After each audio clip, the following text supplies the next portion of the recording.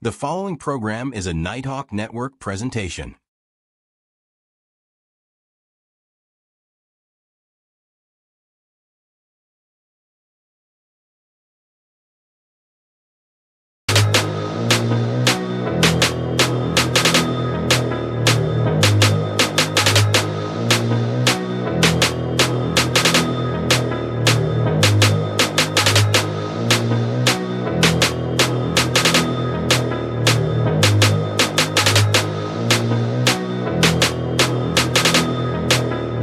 Long as I wake up in the morning, I'ma get a bag.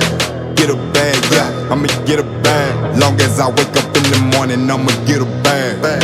Get a bag, yeah, I'ma get a bag. Long as I wake up in the morning, I'ma get a bag. Get a bag, yeah, I'ma get a bag. Long as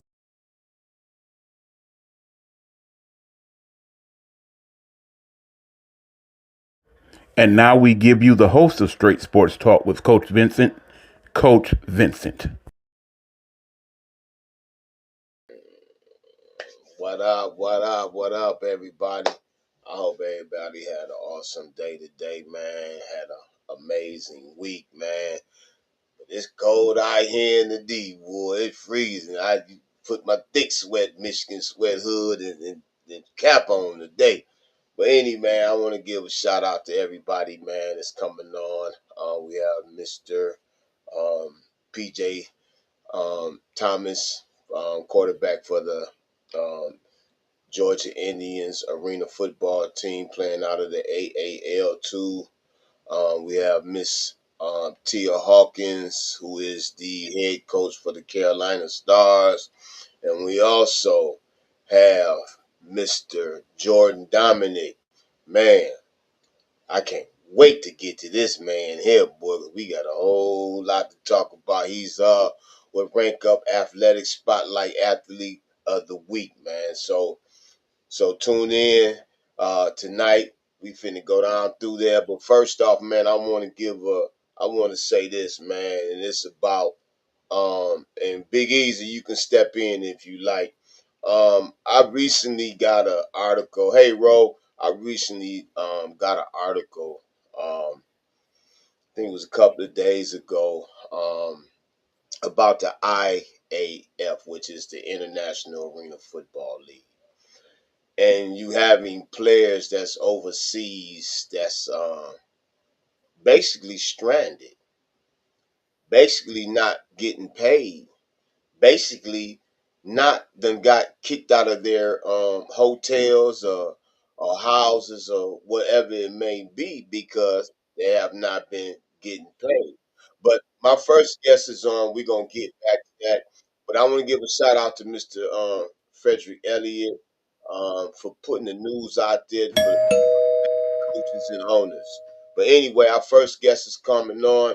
Come on in, young man. Welcome to Straight Sports Talk. How you doing, sir? Good. How you doing? How you doing? Man, Appreciate you I'm having me. doing good, man. Man, here it is. It's summertime and I'm all bundled up, man. That ain't even fair. Hey, you can close that sunroof, bro. Yeah, man. Welcome to Straight Sports Talk, man. Tell everybody about yourself, team you Uh, play for, in the position. how y'all doing? I'm PJ Thomas, former quarterback with the Indians, Georgia Indians. Yes, sir. Okay, so how long you been playing ball, and what made you get off to playing arena football with the Georgia Indians? Uh, I've been playing football, since I was a kid. Uh-huh. But I recently stopped when I got around 20, 21, 22. I've been driving trucks. I was a CDL truck driver. I recently just Okay. got back into football about 2 years ago. Everybody put me on hip with arena. So ever since then, it just took off from there. So now that was your first time playing arena ball. What was your take on it? Being it's closed in, 50 yards, 8 man, and you got that wall that's not gonna agree with you. I, actually I love it. Yeah, the game to me is more faster, it's quicker. It's a one-on-one match, which I like one-on-ones. So I like exposing anything I can expose. So to me, I feel like it's like one of them games, the Madden Blitz games. Hmm. So it's just fun to me.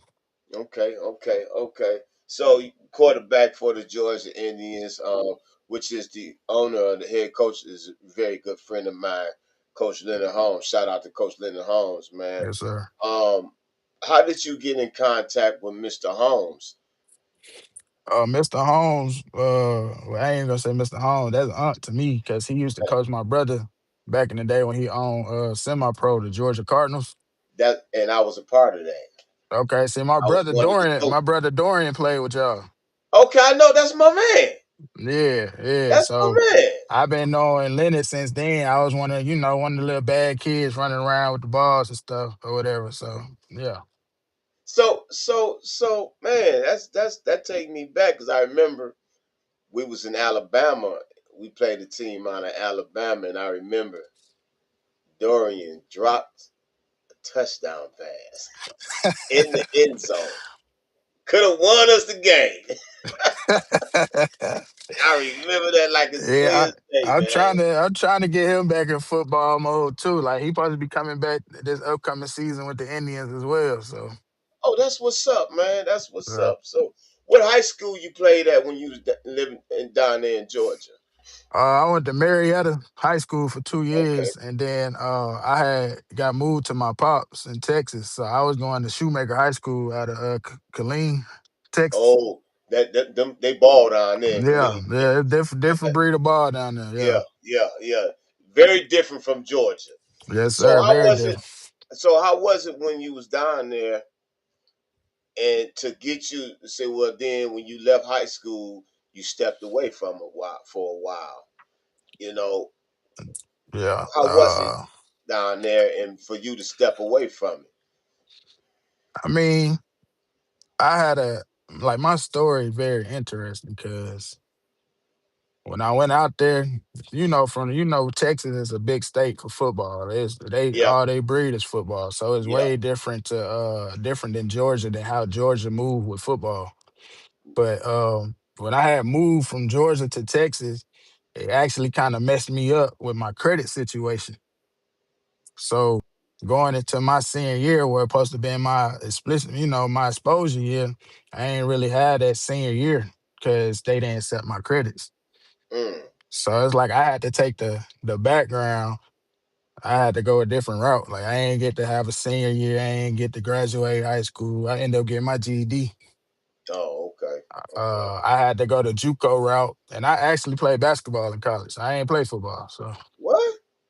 So yeah. how was that like switching from the football to the basketball?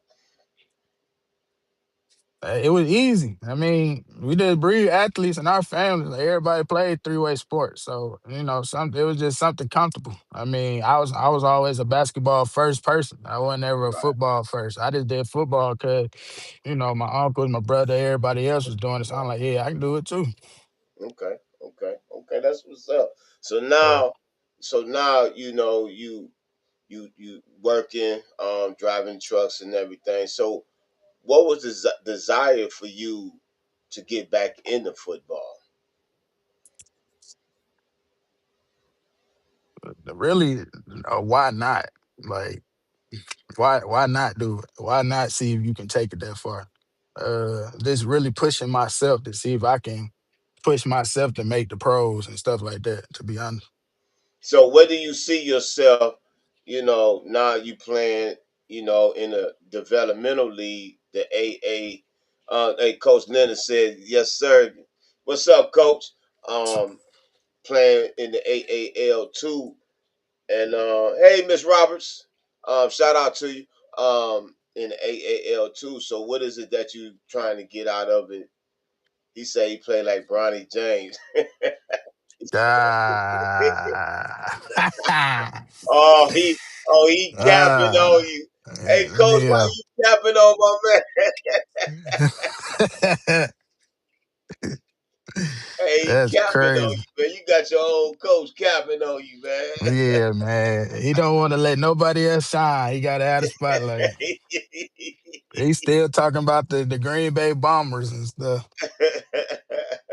So how was it, man, when being back um and playing in the AAL2, and what is it that you're trying to get out of it? Just trying to see how far I can go. Like, what limit I can reach. Like, am I capable of pushing myself to be, to that higher tier? Like, I got signed to the Omaha Beef in the off season. Like after I broke my leg, I Yeah. got signed to Omaha Beef. I went out there for camp, but they was more so on. I don't know what they was on. I ended up getting traded to the Southwest Kansas Storm, but I never went because I felt some type of way. So I ended up coming back home, just taking this year off. Oh, okay, okay. So the opportunity, presents itself. So are you putting the work in, to perfect your craft, to shine to where to that, these owners and coaches would notice you? Right, Are you right. putting the work in for that? Uh, really, for me, it's just more so running every day, running, cutting, trying to get that feel back in my leg where I can plant, cut, and take off. Cause I was a dual threat quarterback. If the passes weren't open, I take off running. If they come down crashing on running, I'm able to throw the ball. So it's like basically trying to get my mojo back in that running and get that, get my knee back in motion. Okay. So you just said, a couple seconds ago, you had an injury, you broke your leg. Well, guess it was your knee, right? Yeah. So how is your the process coming along now? It's been a long 11 months, but I'm all cleared. Everything's smooth. If- it's day by day. It's really mentally, more mentally than Yeah, physically. yeah, yeah, Uh, yeah, so yeah. I mean, it's a day to day process, but I feel like I'm moving good with it. So what is you doing, to test your knee out? I know Coach Leonard say he gonna be starting the season up in the 2027 season. So what is you doing to see if your knee is ready? I actually see nobody knows, but I actually just played in the game Saturday, a semi pro game, just to see where I'm at, like my leg and stuff at. Okay. And it surprised me because I rushed for a rushing touchdown. I threw two touchdowns. Like so, it's like it's still there. It's just all mental from this point on. Like it's just mental. Yeah. So what is it gonna take to get you out of that mental state? Because I know a lot of people, they have Achilles, they have the knee, stuff like that. What is it gonna take you to get out of that mental state? You just said you played your first football game, semi-pro, and bam, you ran for a touchdown, you threw for a touchdown. You know what I'm saying? Right. What is it gonna get that mental? Because it's mind over everything. I really feel like me getting that first hit on that leg. I haven't been hit like tackled on that leg. So I feel like once I get that first, actual game hit on that leg, it's really gonna show me like where I'm at. Okay. This my producer, Straight Sports Talk, So how you Big doing, sir? East. Yeah, see, right now I'm sitting here about 5'10", 350. I hit that leg. You know if it still work or not. Yeah, but definitely credit you for your resiliency and being back on your journey. No doubt. My question is, I don't know what particular age you are in, but what I'm finding is as we interview more people in the developmental football leagues, some people are in it because they just had that love and passion for the game and they just want to play as long as they physically can. And some people they still have higher aspirations. Where do you fall into in that whole mindset? Good question. Great question. I feel like I fall in my own category of what if I can go put this amount effort in, what can it take me? Like I wouldn't say like I got the love for the game. 'Cause obviously, you got to have the love of the game to play the game. But yeah, it's just where can I go with it? To be honest, I ain't really thought that process through. Yeah, but see now it's the time to think that process too, man. Like Big Easy said, we don't know your age frame. You might be 25, 26. We don't know. You might be in your 30s. Yeah, I'm That's 30. I'm 30. okay. But you still Yeah, got you're right there. yeah, you still got some years you can play in the UFL or CFL, something like that. But the thing is, you got to get your process in your mind together on what you want to do first and Right. foremost. You know what I'm saying, and then Yeah. balance your life skills out. Okay, yeah, one more thing, Coach, before we Go move ahead, forward coach. here. Go ahead. Yeah, I definitely want to acknowledge Coach Cody right here. He said he has a special announcement he wants to make. So if you're still there, Coach Cody, go ahead and put in the comments and we'll talk about it later. What did you want to? Okay, yeah, but yeah, you just gotta, trust your process, man. And put your mind at what you want to do. You know what I'm saying? Because Yeah. you gonna take you how far you want to go. It's up Facts. to you on what you want to do, man. You know what I'm saying?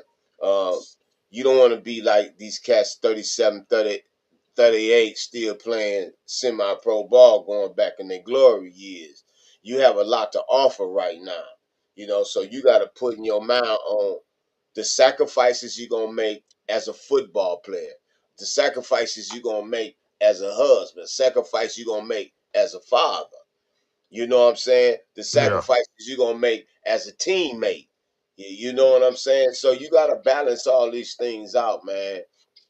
And then you have to have the right support system. So by you being the quarterback, you the flow general. Yeah. You is gonna take how far you want to go.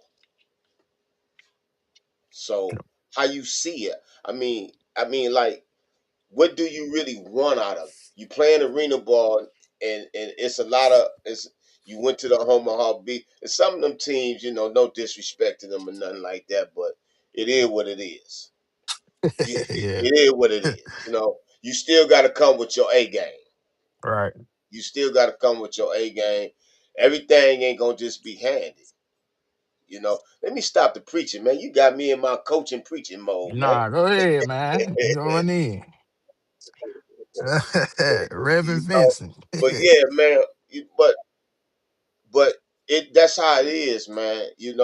Everything is not gonna be handed. Everything, you got to fight for. You got to work for, and you got to show them that, hey, I belong. Cause the same thing with Coach Leonard. He know you got skills. He know All you, right. but he ain't gonna hand it to you. Facts. He ain't gonna hand it to you. Cause I know him. Cause I coach with him. We coached together with the Yeah. Georgia Cardinals. So I know him. He was the offensive coordinator, head coach. I was the defensive coordinator. We did it together, me and him. You know, with the Georgia Indians, man, y'all just had a big loss. Somebody real close and dear. You know, uh, Big Jumbo. Yeah, man. Bigfoot. I call him Big. Bigfoot. Yeah. Um, and he, made rest in paradise, man. So with the Georgia Indians, with the missing of my guy, how you feel about the Georgia Indians in this upcoming season, man? I feel like it's about to be something special. There's gonna be a lot of emotion, but it's definitely gonna be something special. And I Yeah, I feel was kind bad. of, I feel bad for the team who line up on the other side. yeah, because y'all got some get back to do. Y'all got some Yeah. get back, especially with the Mississippi Whoopay. Hey, Y'all got, kid you not, they actually just reached out asking if I wanted to come over there and play quarterback with them. So oh yeah, yeah. oh okay. If they bringing some of these in. I don't know. I don't know. Hey, hey, Coach Leonard, I'm just messing. I'm just messing with you, man. So, playing arena ball, man, you know, what is it like from playing 11 man and playing 8-man arena ball? Just quicker time. You got to get the ball out faster because you ain't got that 5 man down. Receivers got to run their routes a little shorter instead of trying to do all the finesse with it. It's just all about being quick with the game. Yeah, it is. It is. It is. It is. So you like the arena ball better than the outdoor? I mean, which one you? Yeah, I like arena better than outdoor. I Yeah, like the way the flow of the game go quicker. The game go quicker. I like being in an inside environment, nice in that sun, slaving. yeah. Well, hold on now. It be hot as hell in them damn arenas now, cause you know I they don't know. have We be having some AC. I don't know what arenas you be in. well, the one I've been in, boy. Feel like I'm in Alabama, boy, and Georgia Yeah. at the same time, man. But for real. But can you tell me about you know, you, I don't know if you're aware of the IAL, which is the That's the International international. Arena League. Um, how you feel about these players that's going over there that's being stranded, man? You know, owners not doing the things that they supposed to do to protect the players because it's all about y'all. It's not about the owners. It's not about the coaches. It's about the players who put their hard work, they sweat, they blood, they sacrifice, leaving their families, their wives, and all that. To go to another state or go to another country. Right. How you feel about that? This is actually the first I'm hearing. I ain't no players over there stranded. Whoo, I ain't know. 'Cause I had a couple. I got a couple people that I know that supposed to be playing with the Arizona Juggernauts. So I honestly ain't even know they stranded. Like folks stranded over there. yeah, it is, man. And it's sad. You have a Coach Leonard, man. I can talk very highly about him, man. He a great dude, great owner, and he about to play because he a player. He's a player's coach, But to say this to these owners that's doing these things and these coaches that's misleading these players to make mistakes, not make, but that these owners and coaches is making mistakes to not taking care of these players, man. What you have to say about that? I mean, I feel like a lot of these owners don't really look out for the players. They never been about the player. They've been about just themselves and what they can produce from the organization. Uh, Facts. Saying that, I'm not gonna put no organization down, but from what I seen, that's what I seen. Like we just another number. We not really something y'all focus on or something y'all really care about. Yeah, So yeah, it's like a hard topic to speak on because it's hard to find them coaches or organizations that really gonna look out for your best interests. yeah, yeah. They Yeah, put you in the place where you need to be. You know what I'm yeah. saying? Cause Yeah, they no can they doubt. can call you, and sugarcoat you this woo woo woo this to get you to come up there, but they ain't really care about your best interest. No doubt, no doubt. And I could say, man, Coach Leonard, man, he a stand up dude, man. He a stand up coach, man. I mean, No doubt. once he get rid of that Michigan stuff, then yeah, he a good Hey, coach. see that? See right now, man. Right now, see you one of them bulldogs. See that's the Nah, problem, man. nah, I'm LSU all day, man. Oh man, hey, y'all listen, listen. Y'all still got some ways to go, man. Yeah. Y'all still. That's right, Big Easy. You know, Yeah. hey, we Michigan, we diehard Michigan fans, bro, hands Hey. down. But look, man, how can people find out, more about your football career, as well as the Georgia Indians? Uh, I mean, you can find out more about me on PJ Thomas on all platforms. With the Indians, Georgia Indians on Facebook. I think Leonard got a Georgia Indians page on Instagram. I don't know if he started that up or not. Yeah. Okay, okay. Well, look, man, I'm gonna be following you. You know, and making sure see how things going with you, man, as far as your football career, man. Um, I think you still got it in you. I still think you want that chance to, elevate your game, man.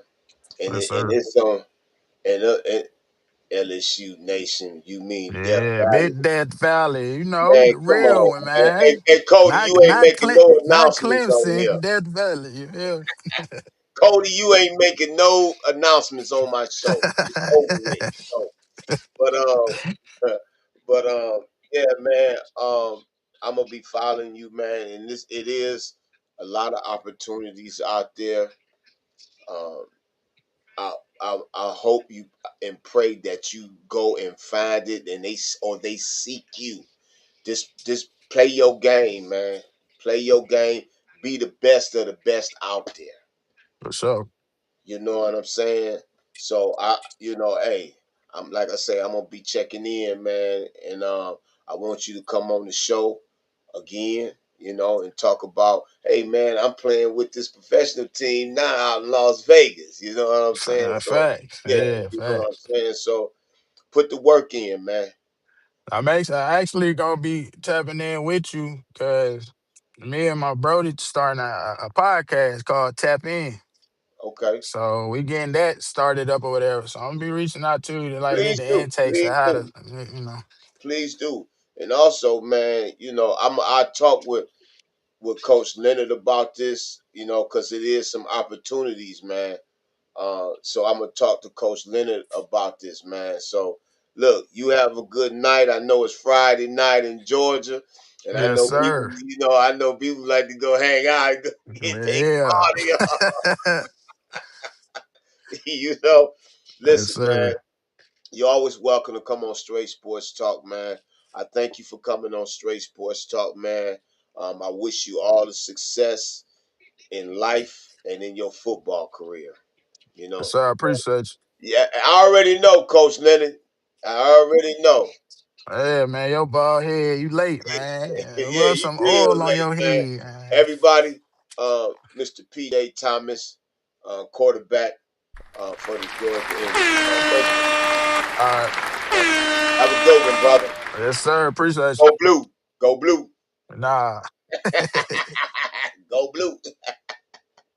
Hey, that was Mr. P.J. Thomas, quarterback for the Georgia Indians arena football team playing out of the AAL2 Developmental Football Professional Football League. I'm looking to hear more things about that young man. Man, he for what Coach Leonard was telling me, man, he got some amazing talent and amazing skills. He just said for himself, he scored a touchdown and he threw for 2 touchdowns in his first semi-pro game back. So congratulations on that, man, and many, many more to come, young man. I'll be filing up and catching up on you. So our next guest is coming up, man. Listen, I can't wait to talk to this young lady here, man. Matter of fact, I'm gonna let her do all the announcements. Tell everybody about herself. Come on in, Miss Hopkins, Coach Hopkins. Come on in. Yeah. How Welcome to you, Sports Talk. how you doing? I'm doing well. So tell everybody about yourself, team you coaching, announcements you want to make. Let's get to it. Oh man, you put me on the spot, you know. I thought you were gonna kick up Hey, well, hey, the exciting stuff, you know. Yeah, I hey, don't you think warrior. anything about myself is exciting, but we could chop it up. Yeah, you know, I was just announced head coach of the international team for the AWFL. We're heading over to Germany to compete in October. It's an absolute honor. Thank you. It is. It is. It is. And the first women from the AWFL to get that position as well. It takes a lot of hard work, a lot of mentoring, a lot of dedication, into being a coach and being a teacher of the game. But you also was a former player. So let's talk about that. Yeah, I think it was, man, I'm dating myself. It was early 2000s, maybe like 2003. I was in college in Miami. I graduated high school in Greenville, South Carolina, so Miami was really exciting. I played basketball in high school, Didn't go. I went to college on a academic scholarship, so I was kind of missing the team deal. And one of my friends was like, "Hey, there's this football thing going on. You should come try out." I was like, "Football?" She's like, "Yeah, tackle football." So I went, tried out. Don't know how I made the team, but I made the team. And once I realized that, and pardon my frankness, but not only was physical assault allowed, it was encouraged. I was in. So I loved it. I was hooked. So I actually played for the Miami Fury. I was part of that organization for 4 years, and then I moved to New York and started playing for the New York Sharks. And that's where I retired. I became a general manager there, offensive line coach there. When they became the New York Wolves, I was a general manager and coach there as well. But yeah, the journey was awesome. I started on D line, played O line, played some fullback. When I retired because my body couldn't do it anymore, I was at middle linebacker. Wow. Oh, you was putting some wood down. All the bang bang tear your Oh, body up yeah, positions, man. Yeah. yeah. And that's crazy that you hear about women playing tackle football like the men. Why is it that women is not getting the recognition that they deserve? And there's some great athletes out there. Yeah, there's a lot of great athletes out there. I think it's a number of things. Everything comes down to the almighty dollar, right? And so you have to have money to make money, unfortunately. And then there's still some, I would say, naysayers, that whether women should be playing football or not. But they And boxing though. oh yeah, They doing all boxing. the things. Oh, But hold on. But they playing hockey. absolutely, doing all the things. Man. But I mean, I think the thing about football specifically, though, because think about basketball, that's something that little girls play. You could play that in elementary school, middle school, high school, and it still took the WNBA forever to become what it is today. So when you look at something as non traditional as tackle football, it's like, I don't know about that. And I think the other thing, too, is yes, there's a lot of great athletes out there, but you don't have women playing not a lot of women playing from a very young age like men Right. do, right? And so the level of play varies, right, depending on when women started to play. So I think that's part of it as well. Yeah, and the teaching and grooming the women on how to play the game as Yeah. well. Yeah. So you are the head coach of the Carolina Stars. Yeah. Um, tell us about the team and the direction that is going, how the season been going in the AWFL. Yeah, so this is our second season in existence. It came about because when I stopped coaching the local teams years ago because my professional career took off. And then I started coaching with an international team because I wasn't done giving back to the game. So I coached with AFE, offensive line coach there. And I just got bit by the bug. And Dale Glossinger, the leader of that organization, lives in North Carolina. And when my wife and I decided we were moving to North Carolina, he was like, "It's time to start up a team." And so I was like, let me think about it. I got away from that life, and if I'm gonna do it, I'm gonna do it right. I had a lot to think about, right? Because I didn't want to do it halfway. Had to talk to my wife, make sure she understood the Right. commitment. And so Shout we out to your wife. Shout out Yes, to but Vanessa Hopkins could not do any of this without her. Would not do any of this without her. her. She heads up all the operations, so she's off the field. I'm on the field, and it's a power couple on a lot of levels. But so yeah, we started the team last year. We were fortunate that we were able to, I'll say, seed the team with players, with a lot of the international players that I had built relationships with, that Coach Glossinger had built relationships with over the years. And so the interesting thing about our team is that I would say about half the team does not live in North Carolina. So you're talking about not just keeping women engaged because they have lives and jobs and kids and everything. Like I'm running a program that's basically two teams, my local players, my remote players, making everybody part of the same system and having to bring that all together and compete. So it's challenging. And we're in our second season. Last year in our first season, we went to the second round of playoffs, which I think is great for an inaugural season. And Yeah, we talking championship this year. So that's the mission. I mean, that's the mission yeah, every year, right? yeah. Hey, look, the way y'all playing, look like from what I've been seeing. You have a great football team over there. The structure that y'all have over there is amazing from Yeah, what thank I you. see. What was the built to get to change the culture for y'all from last season to this season now? For y'all to bond together to have that focus. Oh, we winning the whole thing in the AWFL this year. I wouldn't necessarily call it a culture shift. I'm very fortunate that, well, I mean, I do think it starts at the top, right? So I have to lay Facts. down what standards and expectations are. But I'm also a firm believer that a leader is only as good as the people that choose to follow them, Facts. because they don't have to choose to follow you. So I know that I have to be a leader that is capable of being followed. I have to ensure that my team knows that I believe in them so that they believe in me, because there's a trust that has to be there for any type of organization to be successful. And so for me, when players that are traveling come back another year and traveling, when they have all these options in terms of teams that they could play for, where they could spend their time, that's a big deal for me. So it's important to me to ensure that, yes, we're here to play football, but this has to be an experience. It has to feel like family, and anybody Facts. that can't buy into that system can't be a part of my program.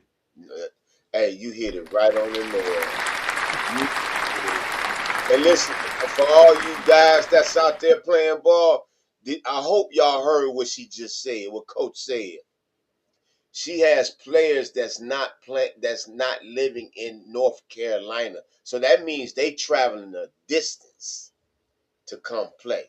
So how is that the women to balance their lives out from work, family, football, Yeah. all in that one sense right there? How they balancing it out and then make it to practice? Yeah, it's a delicate balance for them, and it's a delicate balance for me, because all of the things in our lives that we're committed to are commitments, and sometimes priorities have to move and shift, and it's difficult as a coach to get a message that, hey, I'm not going to make it to practice tonight, but who am I to say football is more important than your kids, or football is more important than your job, or football is more important than your rest? That's why the standard has to be set, the trust has to be there, and we are a culture of accountability. So if someone calls me and says they can't make it, then I have to have the type of relationship with them that I believe they can't make it. Now, that doesn't happen often because of the culture, they think about it. It's a thought, like, yes, I'm tired. Yes, I worked all day. Yes, my kids are getting on my nerves, but I committed to this program. I committed to this team. And when I fall down a notch, my team comes down a notch with me. That's the mentality. And so I think it's a balance between accountability. It's a balance of trust, but also it's a balance of respect. These women pay to play football. So that's kind of a hard thing for a coach, because if I was paying them to play, I'm like, yo, you got to be here. I'm sorry. This is your job. It's what you got to do, but this is a choice, right? And so having that respect that, yes, they're choosing and they're paying to be here, and you just got to give them a little bit of latitude and understand that life happens, and don't make people feel guilty for being people. Real, for real. This is my producer, Straight Sports Talk. I call him Big Easy. This E Buck. This coach right here. How you doing? Hey, Coach Tia, thank you for coming on. We appreciate you. What we notice as we talk to certain people, some people who are coaches, they are just basically X's and O's, and that's what they know. The real coaches, the people that truly are ingrained to where years later you be like, yeah, Coach T, that was my coach, blah, blah, blah, blah. They are the people that are not only X's and O people, but also leaders of men and women. You Thanks. clearly are that. So, that being said, I have no questions. I'm going to get out your kitchen and keep letting you cook. Thank Yeah, you. yeah, yeah, no doubt. So how do you feel about that? Because it's we have a lot of owners, and it's not a bashing anyone. You have a lot of owners that's not owners. You have a lot of coaches that's not coaches. How you separate your coaches from the ones that's out there just want to try to make a name for themselves? I mean, I think coaches that are in it for the wrong reasons are very easy to spot. They just move differently. There are coaches that lean in, and you can tell they care about the players as people, because you have to reach. These are grown women. these aren't like middle school, high school kids that you could just tell them what to do and then call their parents if they're not acting right. Like these are women with lives that are making their own choices, and you have to give them a reason to believe in you. You know, players can be on a team that win a championship and have the worst season that they've ever had because of culture, because of coaching, because they don't feel seen, they don't feel heard, whatever that is. And then players can be on a team with a losing season and have the best season that they ever had because it feels like family, because they felt safe. You know, a lot of women play football because they need a place to feel seen. They need a family outside their family. They want to feel Facts. heard. They want to feel like they're having an impact, and they need to be provided that. So any coach that's just showing up so they can add another bullet to their resume will be exposed in my program very quickly because it's not just about X's and O's. You got to reach the person if you want the X's and O's to even have a chance at seeking in. I believe that, you know, you have coaches that are like, I don't understand why you don't understand that. It's so easy. I told you 10 times. My response to that is if you told her 10 times and she still doesn't get it, that's a you problem, Yep. not a her problem. Your Facts. job as a coach is Facts. to meet her where she is, She is. speak to Facts. her in a language that she can understand, and position this information in a way that she can pick up what you're putting down. If you can't do that, that means you might be great at football, but you're not a great coach. Yeah. And I agree with you so much with that because my first year with this team, the Midwestern Bulldogs, their first 2 years they didn't have a coach.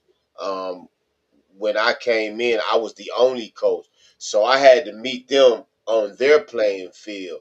You know what I'm saying? So I get what you're saying because each player has a different mentality, and you have to meet each player, on their level, but bring them up to your level so they can understand what you're doing. You are so right. You are so right. You man, and there's a lot of coaches need to really understand that, if they're gonna be out here, because it ain't just about the X and O. It's about teaching the game on the field and off the field as well. Yeah.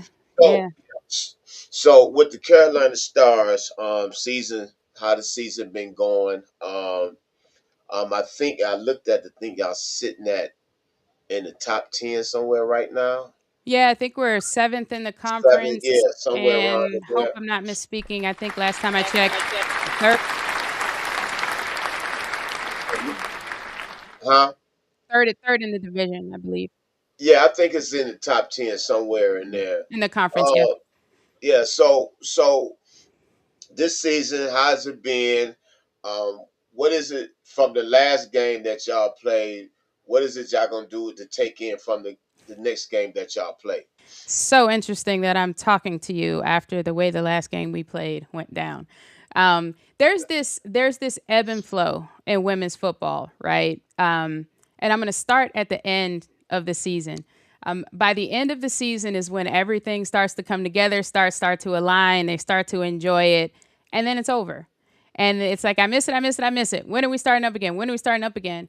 And we start up, and about 3 months in, it's like, okay, now we got to fight for engagement because now they're ready to play. Now they're getting bored, not studying as much. And then you get to that first game and it's like, oh, the wake up call. Okay, now here's what Yeah, we need to focus on, right? So we had a good first game. We won, I think, 44 to nothing against the Huntsville Tigers. And then we went to Atlanta and did the exact opposite. We yeah, lost 46 to nothing. yeah, And that yeah. is I didn't want to say the score, yeah, so listen, it is what it is, you know, yeah, own it. yeah, As a head coach, you get all the glory and all the blame, right? yeah, And yeah. so X's and O's are part of it. But I tell my team all the time, I am not here to make you want to be here. I'm not here to make you want to be great. I'm here to put you in the best position to be successful and tell you how to get there. I can't make you want it though. And so, sometimes you have those games where it's incredibly frustrating because the team that you're looking at on the field is not the team That's that the you know team. you have. And Yeah, that's what yeah. happened in Atlanta. We spent a lot of the week just it was it was more about taking accountability for things that folks were taking for granted and deprioritizing, et cetera. And it just showed up in a really big way. So now everybody's, got their act right in them and awake and locked in. and we're going to see how that shows up next weekend when we go back to Atlanta to take on the champs, the Georgia Vipers. Oh wow, that's gonna be a good game there. Yeah. So now I ask this question a lot. Why is it that flag football is getting so more promoted than the tackle football? I'm not one to make, declarative statements without tons of research. So I'm going to say, world according to Tia, my best guess is that it has something to do with backing. If you look at the organizations that are behind, flag football, I mean, NFL is one of the biggest ones. But as an organization, the NFL is not behind any specific women's tackle football league. And so, like earlier when I said it takes money to make money, the more money you have behind you to make people see you, the more people see you. And that's, I think, something to that degree is what's going to have to happen in women's football. I mean, there's a lot of things that needs to happen in the world of women's football to better position women's football for that type of opportunity. Like there's a bunch of leagues, there's way more teams in a single city than there need to be versus kind of coming together and having more powerhouse teams. So yes, there's some things internally that need to be done, and that's not isolated to one league. I'm sure across each league there's things that could be done better. But once we get to that level, I think that becomes more attractive. And there's a lot of hard work going on to get women's football to a level where it is viewed as a viable business investment. Back in the day, women just wanted to play ball.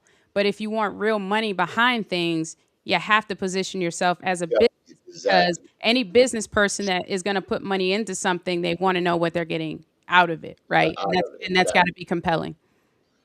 Miss Beverly Hamilton said, "I like what you're saying, Miss saying Coach Tia. Any women playing the game would be blessed to have you as a coach. Ain't no doubt. Ain't no doubt. I Ain't no appreciate doubt. that. Ain't no doubt." But yeah, like we was talking last night, you have all these leagues and you have all these great teams and you have some lower tier teams. You know what I'm saying? What is it that it's going to take for like the AWFL, the WFA, and the WMC to ever even meet together?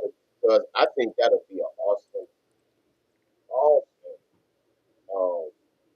I know that's just wishful Yeah. thinking. You know what I'm There's a couple of different perspectives on that. I think, everybody sits back and is like, oh my gosh, all these leagues, all these teams, all these women, if they just came together, it would be incredible. Um, but there's a lot behind that. I think think different leagues have different focuses and different purposes for what they're trying to do. So think about, for example, if there was just one big league and we all operated like a WNFL, then you would kind of cut off the opportunity for teams that are trying to figure it out, more developmental teams that kind of want to get it together to not have the right. opportunity, to do that. So I do think like a single Premier League, I think is what everybody's saying when they say, why doesn't everybody come together? That makes sense. That's marketable.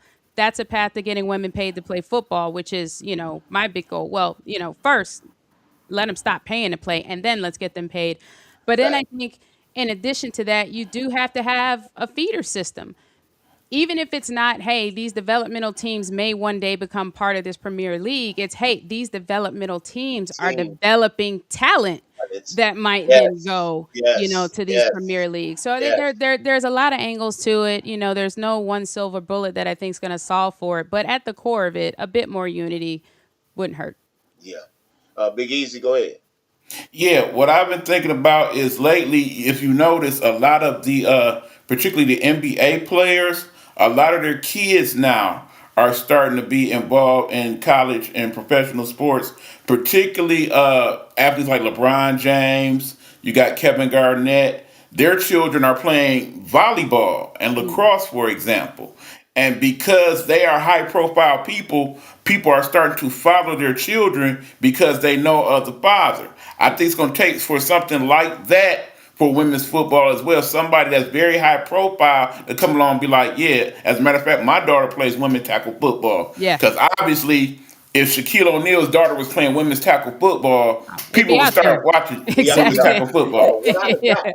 Without Right. a doubt. The other thing is, I was looking at a documentary recently that talked about how basically the AFL and the World Football basically came together to become the NFL. I think at some point, two of the three big leagues, basically AWFL, they're gonna have to sit down and be like, okay, I think we could make more together if at least us two come together, and then we can Fact, see what we can do to fact. bring other leagues along. Yeah. I Yep. think it's gonna take something like that to happen Yep. for it to happen. I agree. Unfortunately, I'm not at that level. Oh, you So, there. You there. But it's also is egos. You know what I'm saying? We gotta stop. My thing is this here. It's not about the owners. It's not about the coaches. It's not about the staff. It's about those players. mhm, We have to put the players in the best position. You said it for yourself to succeed, agree. not just on the field, but off the field as well. Yeah. And it's going to take governing bodies, coaches to come together and say, yeah, we need to get our head out the tail. Let's focus on these players because we have players out here that can play and get paid. Because I can go back to the Toledo Troopers. Shout out to the Toledo Troopers women's Yeah. tackle football, who I say is the greatest women's football team of all time. They used to get paid $25 Hmm. a game, but That's they never bomb. had no like the big time medical team, that like y'all have right now. Hmm. So back to the question at hand, what can we do?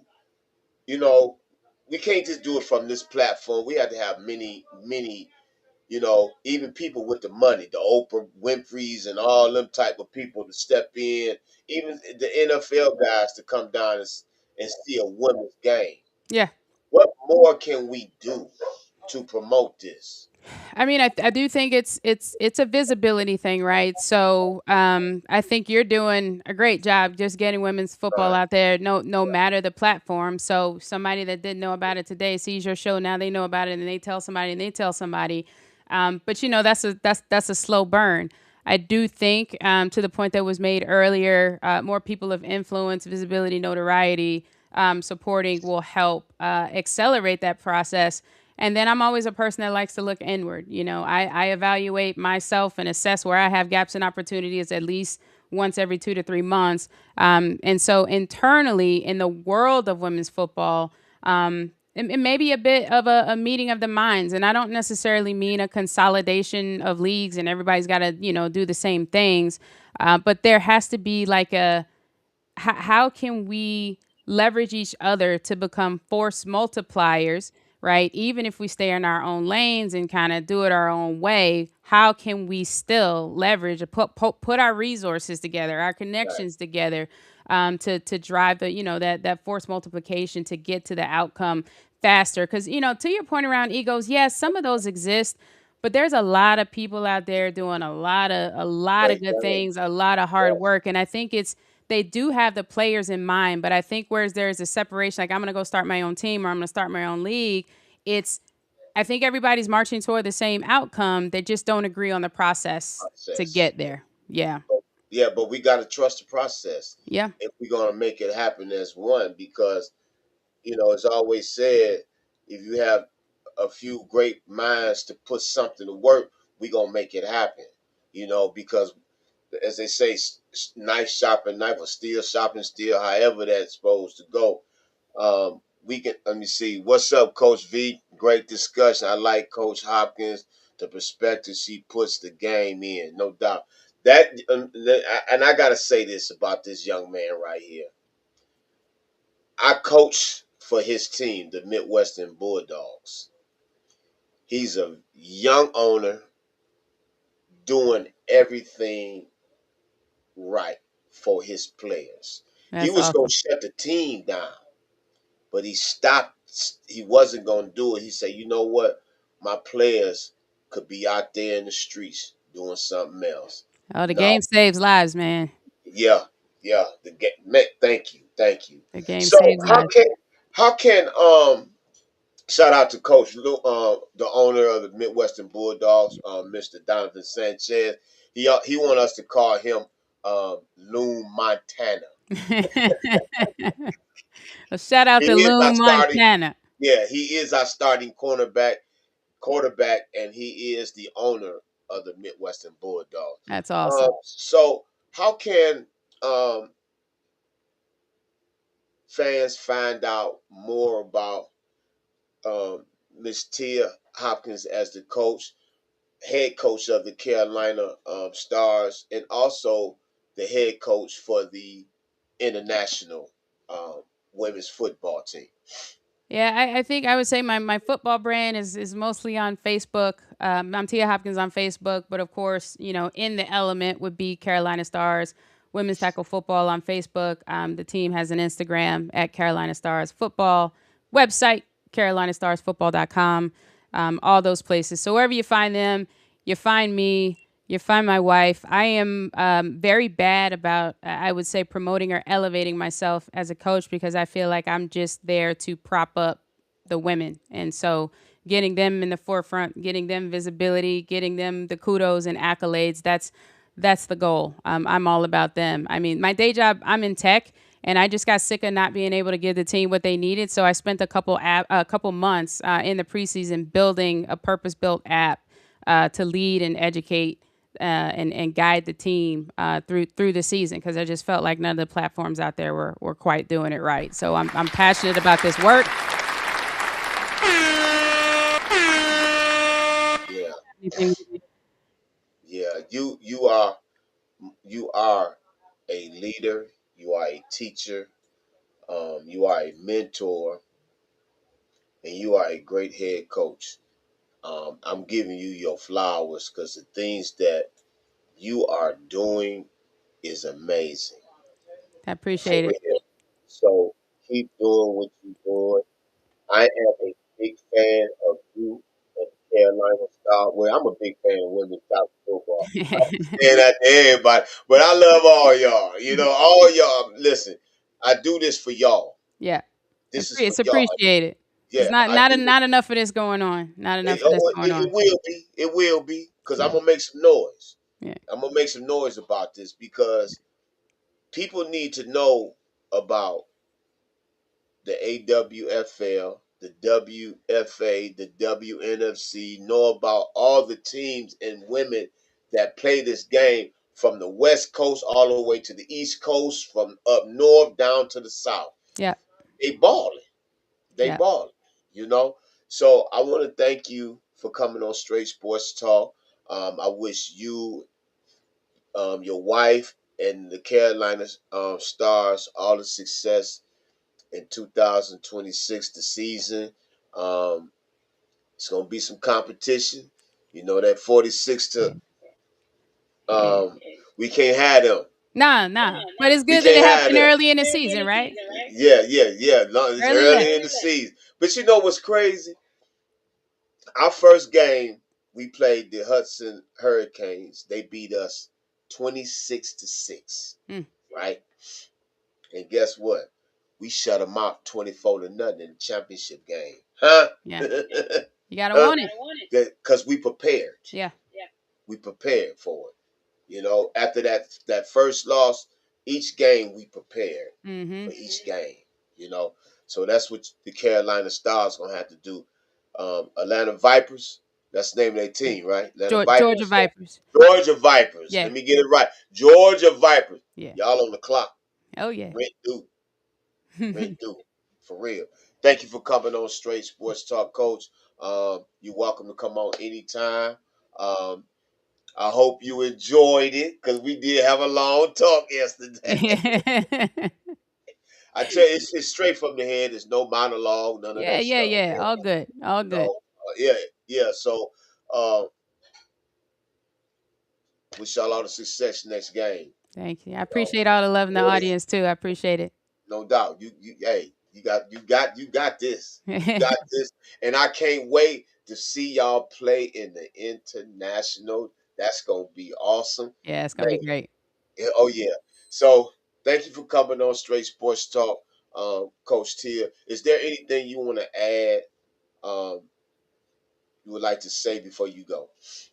Oh, I think I said a few mouthfuls. I think I'm good. I just wanted to thank you for having me on. I appreciate it. You asked great questions. Teed me up for some real knowledge bombs. So I had a good time. Appreciate it. Tell your wife I said thank you for allowing you to come on. Oh, because you know I had to get permission. Yeah. Hey, enjoy your night, you and your wife, and have a awesome weekend, both of Thanks. y'all. And shout out to the Carolina Stars. They're going against the Georgia Vipers next Saturday. Check them out. Might be on YouTube. It probably be on Facebook Live. However it be, check out the Carolina Stars playing out in AWFL. Appreciate you. Appreciate you. Thank you for coming on. All right. Bye bye. That was Coach Tia Hopkins, head coach of the Carolina Stars, and also just named head coach of the international women's international team. They'll be playing over there. The AWFL will be playing over there in Germany. So shout out to the big things that the AWFL is doing. My good friend, Coach Michael Vitale for the Detroit Proud. Shout out to the Oklahoma Rage. Shout out to the the Terp. Coach. Okay, oh yeah, I We forgot. gonna say that for the end, bruh. I got a special way I want us to do that from now on. So Okay, yeah, just say that for the end. got you. But anyway, our next guest is coming up, Mr. Jordan Dominic. Man, hey, we got some things to talk about. He's a spotlight athlete for Rank Up Athletics. Uh, man, this athlete been around. He's been around uh, with some uh, Power Five universities, you know. And we're gonna let him talk about it when he come on. So for now, I want to get back. I want to get back to the IA, the IAL situation. I'll get back to that. Come on in, young man. And I done got stuffy. Now What up? hold on, Coach. We gotta announce this proper. Like, welcome to the segment known as the Rank Up Athletics Spotlight Athlete of the Week. We can't have a good segment without the theme Rank, music. rank up. You need to rank up. Rank up. You need to rank up. Rank I up. see Rank you, up. Big You need E. to rank Damn, put up. my hat on. Rank up. Rank up. You need to rank up. Rank up. I see you, Big You E. need to rank up. Rank up. You need to rank up.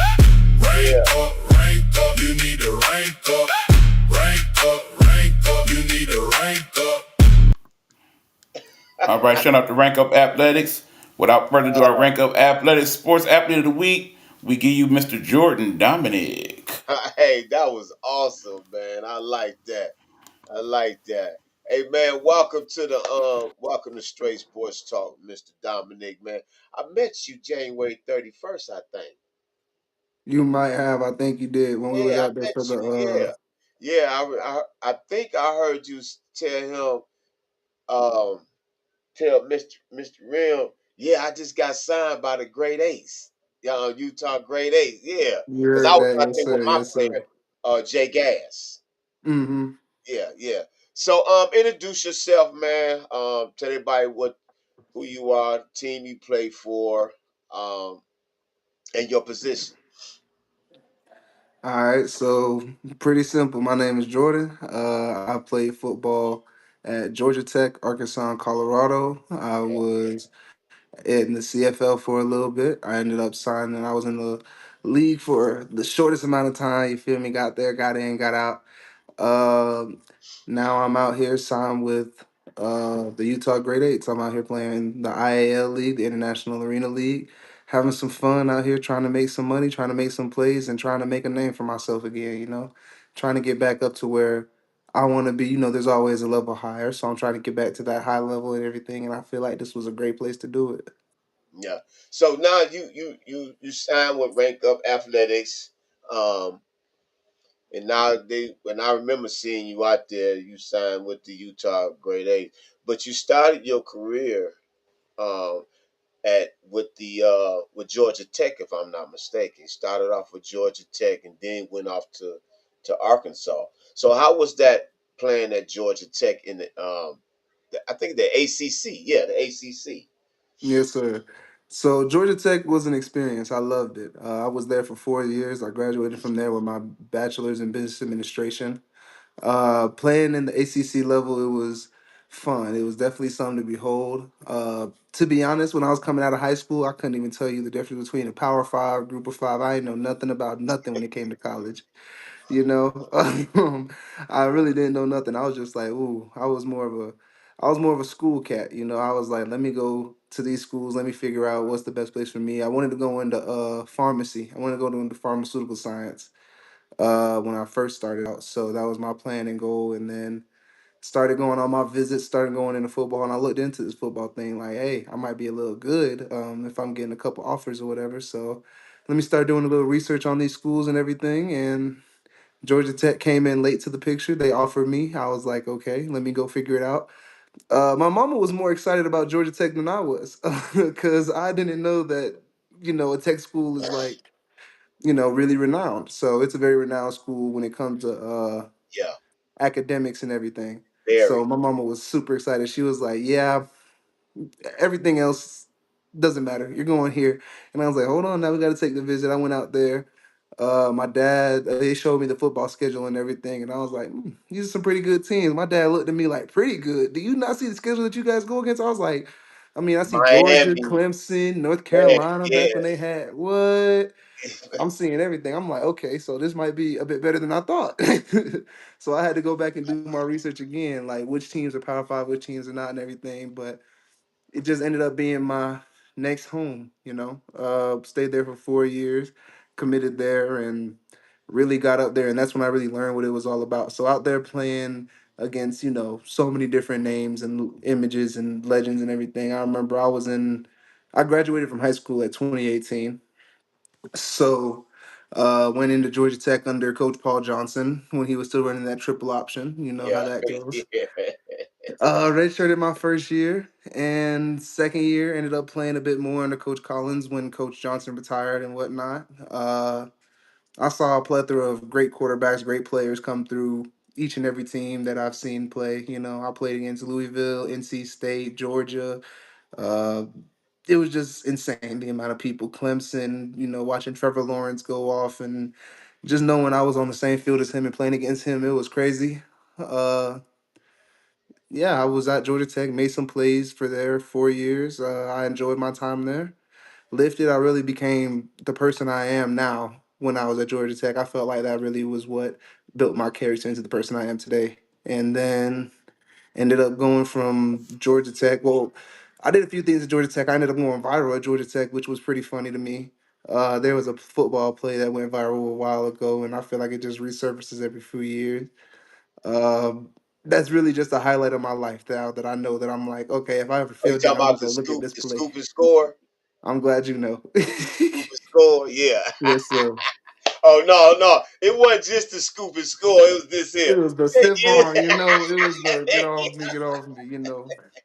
But nah, that one went viral. I was happy about it, but ended up graduating and I decided, you know what, let me go try my luck somewhere else academically and, athletically. So ended up transferring from Georgia Tech and I got an offer from Arkansas, transferred there and played there. Wow, now you in the SEC. Woo! Now you going up LSU, Alabama, Alabama, man, Florida, Florida, Texas A&M, man, some Joe, man, Missouri, Mizzou, yeah. This some big boys, Ole Auburn. Miss, Oklahoma, man. Hmm. So how was the first? I want to say, how was it when you first walked into them stadiums and you was like, oh, damn, I'm in here with 90 plus thousand people. God, I can say that first game that I played when I was at Arkansas, it was a home opener, and just seeing the entire crowd from the bus, just from the walk all the way down, I was like, "Oh, this is electric." I remember we played Cincinnati for the first game, And just walking out there, I was just surprised because like I've seen big stadiums before. We have huge stadiums in the SEC, not the SEC, the ACC. They had Clemson's, the Georgias, they have a lot of big stadiums. But like the energy of the SEC, I feel like is It's unmatched with different. how it's different.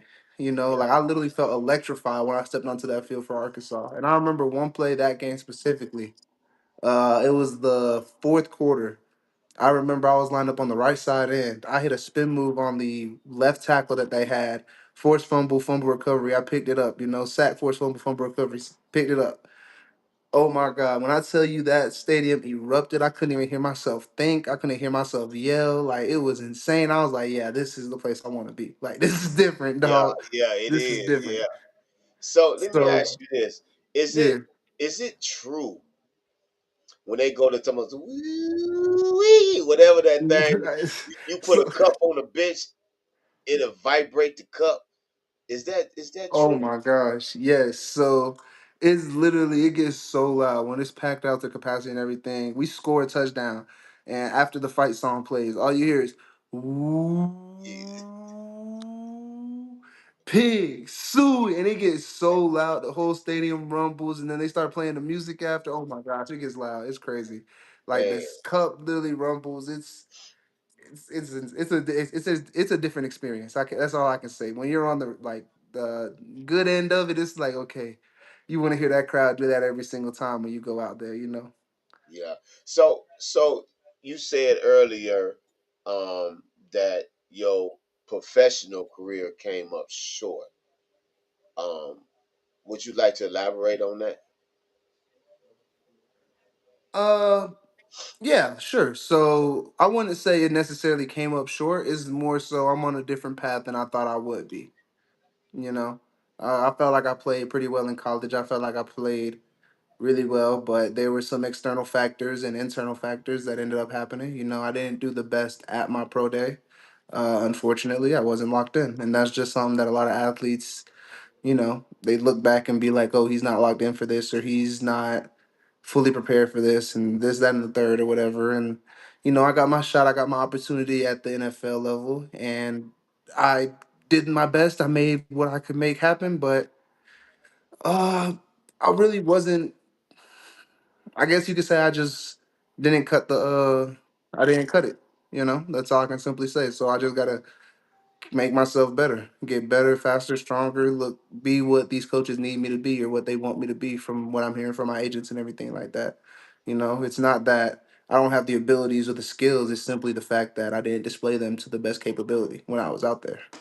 So now, So now I'm trying to make sure, hey, if I'm gonna do this, I'm gonna do this right. I'm gonna try and give it my all, make sure I go out here, make sure I impress these coaches, make sure I'm, physically in the best shape of my life to be able yeah, to go into, any opportunity that might come my way. So right. even though I came up short, in the short end, like in the short run, right after my college career and everything, I wouldn't say it was necessarily a backslide. I wouldn't necessarily say, oh, I came up short is more so it's just a different journey for me because I did play professionally. I do have like professional reps under my belt. I have played professional football, so that's something I do say that I am grateful for.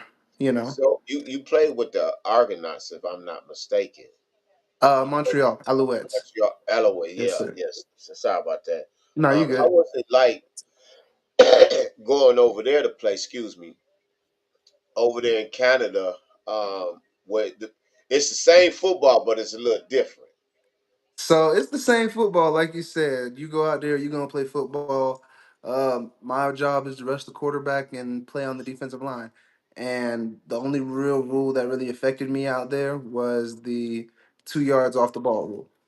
So in Yeah. Canada, you have to be 2 yards off the ball as a defensive line. That's the only thing that really affected me too much. Other than that, it was just the same football every day. And I feel like I went out there, I experienced definitely a different vibe. Like that was my professional debut, so to speak.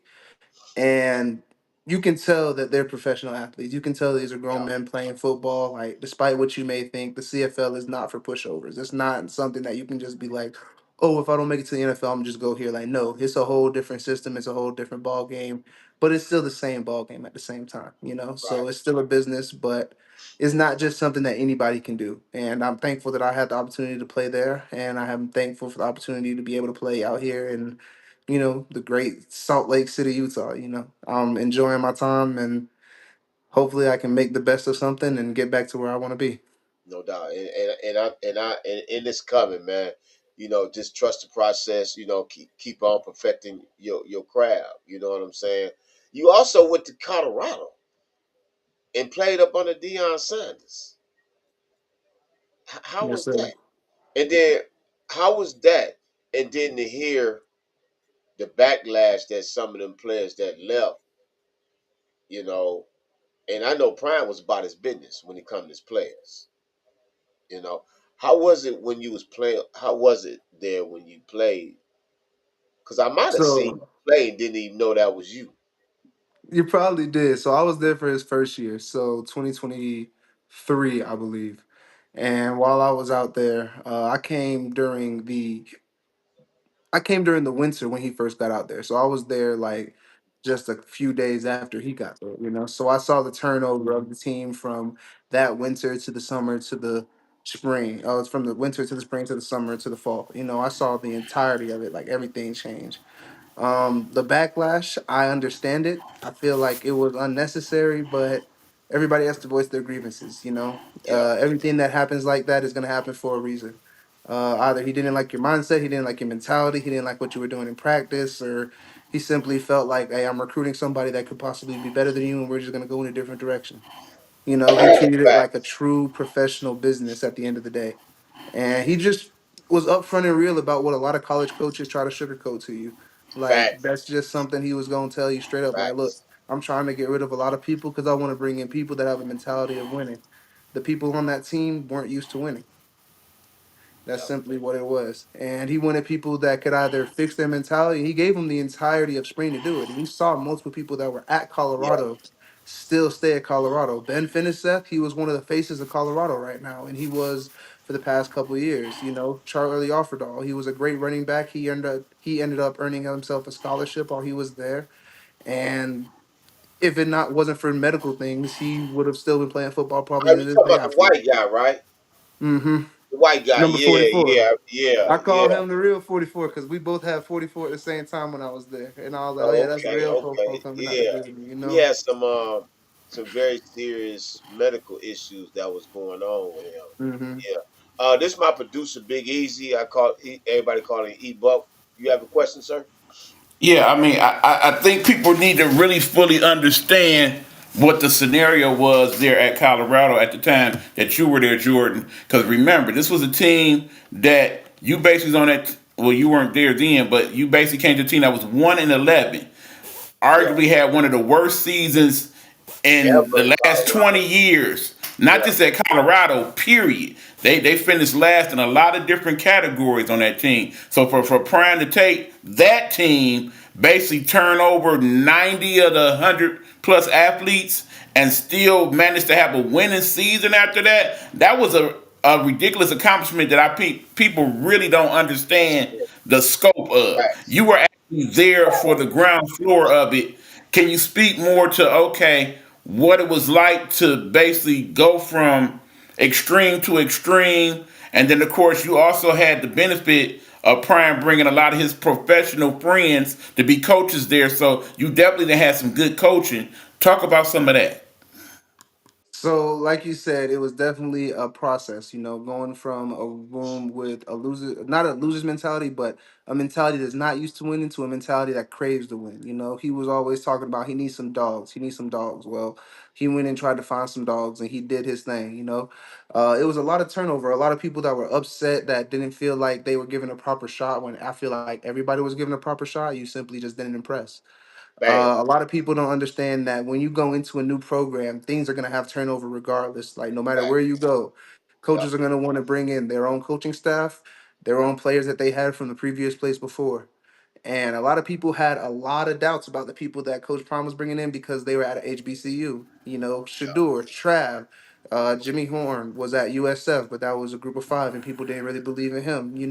It's just so many different people. Shador, Shiloh, who was it? Cameron Silman, Craig. Just so many different people that were at different divisions in football that everybody doubted. They were thinking, oh, they're at a HBCU. That football won't translate to the next level, the Power Five level, especially not in the Pac-12 at the time. Right. It was just a lot that people were saying, a lot of people were doing, but coach decided to go out there and fill his room with mentality of people that it doesn't matter what the noise is, it doesn't matter what people are saying. We're gonna go out here, we're gonna work, and we're gonna go play football. And as you can see, we came out and made a huge noise off the first few games. You feel me? Like Yeah. off the rip, we first game we played TCU. Wade win at the number two runner up of the year before.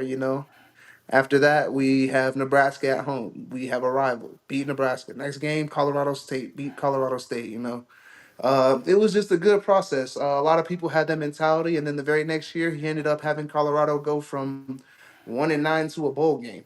Yeah. Right. Like And that's that's something that game. complete. A lot of people don't see. Like coaches get 3 years to make that turnover, and a lot of coaches can't do it. Versus Yep. he went from a team that was literally bottom, not saying bottom of the barrel athletically, but bottom of the barrel performance wise, Yep. and turning that performance around into a real bowl contender team. People were talking about them. Hey, they could possibly be in the playoffs at some point. They were a team that was out there having great success, and that was due to coaches turnover and the mind and mentality he had between the players, the coaches, and the vision that they set for themselves.